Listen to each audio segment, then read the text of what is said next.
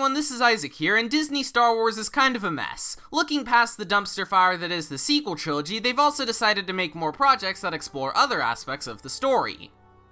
We got 2 movies, with one of them being an underrated gem, but after Solo tanked at the box office and got less than stellar reviews, Disney's been sticking to shows based on the Star Wars characters.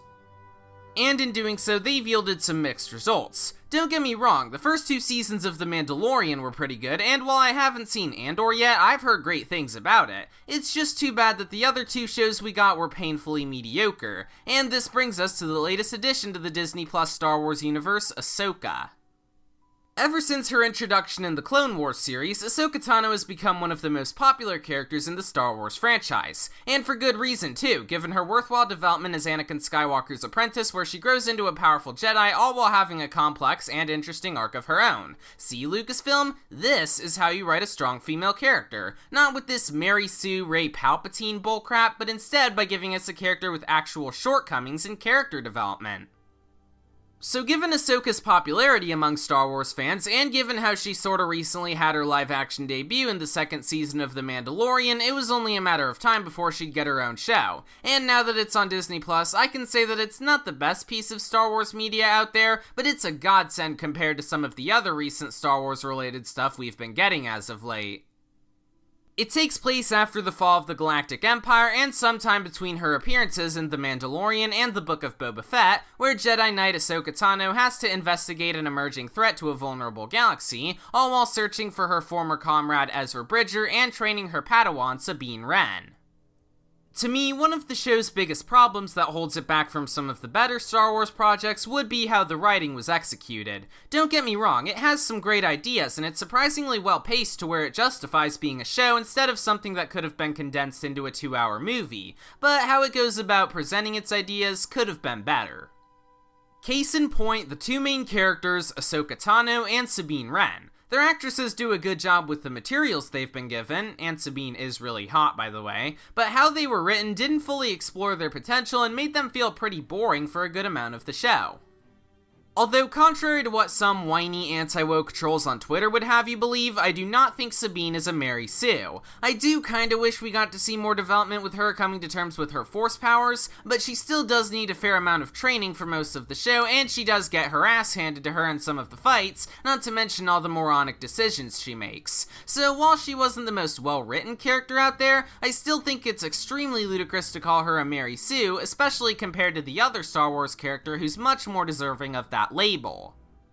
But I will say that some of the side characters are pretty enjoyable. Hu Yang was a delight whenever he was on screen, Ezra carried the later episodes while also being introduced at an appropriate time in the story, Baylan was an imposing threat for the bulk of the show, with the late Ray Stevenson giving a superb performance in one of his final on-screen roles in a film or series, and Grand Admiral Thrawn works extremely well as the show's bigger bad, where similar to Ezra, he's introduced at just the right time to make his presence feel more imposing, plus Lars Mikkelsen returns from the original cartoons and his performance is excellent.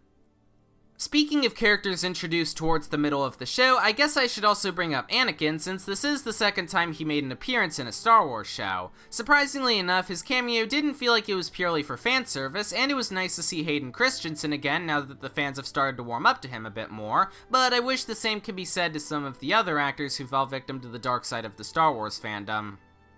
Still, Anakin's cameo was pretty cool, and his final lesson with Ahsoka was easily the highlight of the show, helping to hit home the themes of the relationship between a student and teacher, and doing a good job setting up the remainder of the season. I'll even admit that the ending where Thrawn won kinda took me by surprise. It's not every day where you see the villain win, even if Star Wars is one of the most famous examples of that happening, but I am interested to see where the 2nd season will go from here, and I'm hoping it can build upon the foundations of this one while improving from its flaws. I don't have a whole lot else to talk about regarding the show, so I guess I'll bring up the visuals because this is a nice looking show. I loved the costumes and makeup done for the characters, also RIP to this show's costume designer. The cinematography was gorgeous, Kevin Kiner returned to compose the show and his score was great, the lightsaber fights were exciting, and the CGI honestly looked nice. I can also tell that they tried to include some more practical sets, which helps it stand out nicely compared to all the other CGI overloaded movies and shows we've been getting recently, with Disney being very guilty of this, but the digital effects we see here are pretty good for the standards of a streaming miniseries, especially during the action scenes. Anyways, in conclusion, Ahsoka is good. But for the standards of modern Star Wars, that's really saying something. While it does struggle in the writing department, it still has a lot of good ideas for where the show can go from here, the visuals were great, and the actors all did a good job.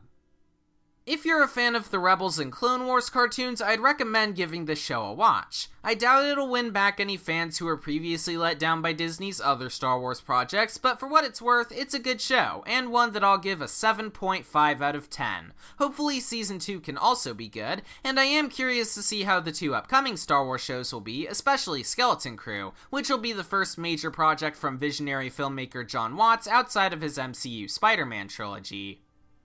In the meantime, thanks for watching this video. If you want to see more content like this, then subscribe to my channel and follow me on my other social media, and I'll see you all next time. Bye!